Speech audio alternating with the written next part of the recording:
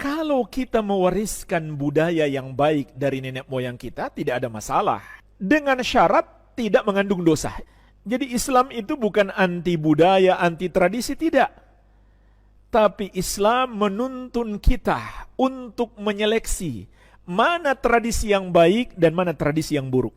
Syekh Muhammad bin Shalih Al-Utsaimin rahimahullah dalam Syarah Hilyah Thalibil Ilmi menjelaskan, Nabi SAW menggunakan baju gamis atau menggunakan sorban atau terkadang rambut beliau sampai sebahu, itu bukanlah sunnah. Yang sunnah di situ adalah Nabi SAW mengikuti adat kaumnya. Jadi ini juga sunnah sebenarnya. Kita mengikuti adat kaum kita, tapi ada syarat.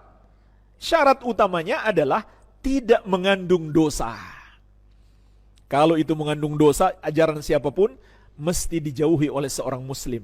Karena seorang muslim lebih mementingkan ridho Allah. Dia tidak takut celaan manusia, walaupun orang sekampung mencelanya, mengucilkannya.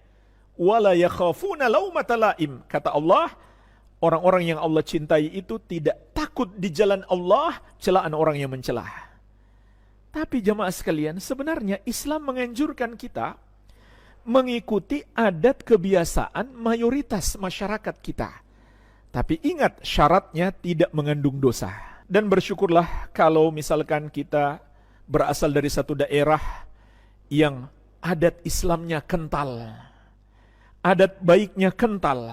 Dan inilah yang dilakukan oleh para nabi terdahulu. Perhatikanlah ucapan Nabi Yusuf alaihissalam. Allah sebutkan di surat Yusuf ayat ke-38. Nabi Yusuf berkata, wattaba'tu millata abai Ibrahim wa Ishaq wa Yaquba ma kana lana an nusyrika billahi min syai'. Dan aku mengikuti agama nenek moyangku Ibrahim, Ishaq dan Yakub alaihi wassalatu wassalam.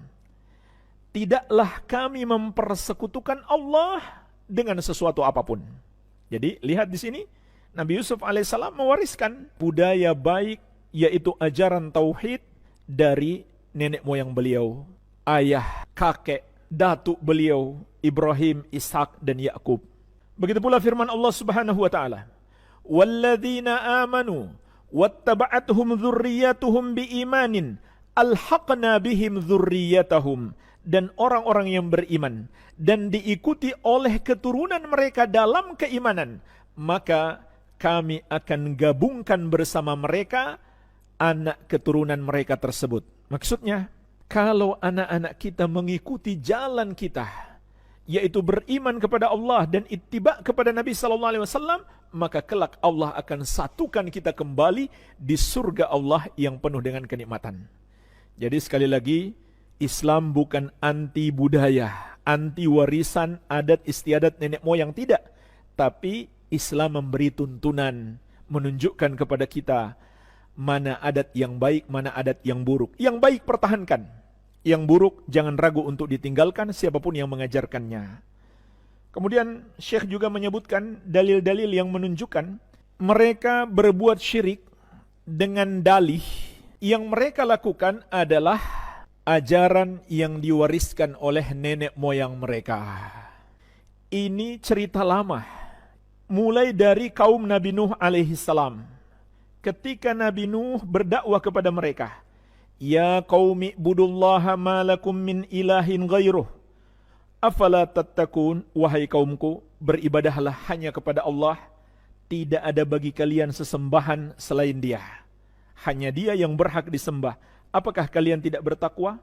Faqala al-mala'u alladhina kafaru min qaumihi. Maka berkatalah sekumpulan orang-orang kafir dari kaum beliau, "Ma hadza illa basyarum mithlukum yuridu ayyatafaddal 'alaikum. Walau sya'allahu la anzala malaikatan." Ini disebutkan di surat Al-Mu'minun ayat 23-24. Tidaklah Nuh itu kecuali manusia seperti kalian. Dia ingin lebih atas kalian. Kalau seandainya Allah mau, tentu Allah akan turunkan malaikat sebagai rasul. Ini diantara kebodohan mereka. Kemudian mereka berkata, "Ma sami'na bihadza fi abainal awwalin." Kami tidak pernah mendengarkan ajaran seperti yang diserukan Nabi Nuh tersebut pada nenek moyang kita terdahulu. Sebenarnya nenek moyang mereka justru ajarannya sama seperti Nabi Nuh alaihissalam. Tapi setan menipu mereka dengan mengatakan nenek moyang kalian menyembah patung-patung itu. Jadi jemaah sekalian, seringkali ini juga terjadi. Sebenarnya nenek moyang mereka baik. Apalagi kalau kita kembali kepada nenek moyang kita yang pertama. Nabi Adam alaihissalam seorang muslim, menyembah hanya kepada Allah. Tidak menyembah patung-patung, tidak menyembah dewa-dewi, tidak menyembah Nabi Isa alaihissalam. Bahkan Nabi Isa alaihissalam belum lahir. Begitu pula kaum Nabi Saleh menolak dakwah beliau dengan mengatakan, atanhana an na'budu ma ya'budu abauna. Wahai Saleh, apakah engkau akan melarang kami untuk menyembah apa yang disembah oleh nenek moyang kita? Surat Hud ayat ke-62. Begitu pula kaum Nabi Ibrahim alaihissalam ketika menolak dakwah beliau, maka mereka berkata, bal wajadna aba'ana kadzalika yaf'alun.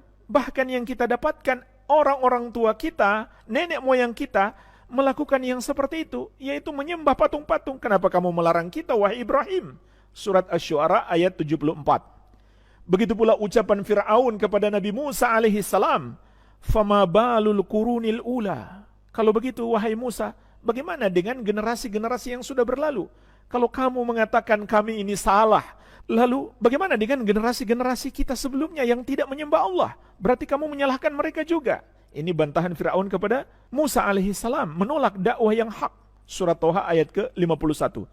Sampai jamaah sekalian, kepada Nabi kita yang mulia Muhammad SAW, ucapan orang-orang musyrik masih sama. Allah sebutkan di surat Shad ayat ke-7, mereka mengatakan, ma sami'na bihadza fi millatil akhirah in hadza illa ikhtilaqa. Kita tidak mendengarkan ajaran Muhammad ini pada agama yang terakhir ini. Maksudnya enggak pernah kita dengar dari nenek moyang kita. Ini hanyalah kedustaan, kata mereka. Subhanallah. Dan sampai hari ini masih terjadi. Hanya saja bahasanya agak beda sedikit. Mereka sebut budaya, adat istiadat, tradisi, kearifan lokal, dan lain-lain. Maka berhati-hatilah seorang muslim yang menjadi ukuran kebenaran adalah ajaran Nabi Muhammad SAW. Yang sesuai dengannya itulah kebenaran, yang tidak sesuai dengannya, bertentangan dengannya, itu adalah kebatilan. Allah tegaskan, "Falyahdharil ladzina yukhalifuna an amrih an tusibahum fitnah aw yusibahum adzabun alim." Hendaklah takut orang-orang yang menyelisihi petunjuk Rasul, mereka akan ditimpa fitnah atau ditimpa azab yang pedih. Fitnah itu artinya kesesatan. Siapa saja yang mengamalkan bertentangan dengan petunjuk Nabi Muhammad SAW, walaupun sesuai dengan budaya nenek moyangnya, dia pasti tersesat dan kelak dia akan mendapatkan azab yang pedih. Ini makna surat An-Nur ayat ke-63. Baik.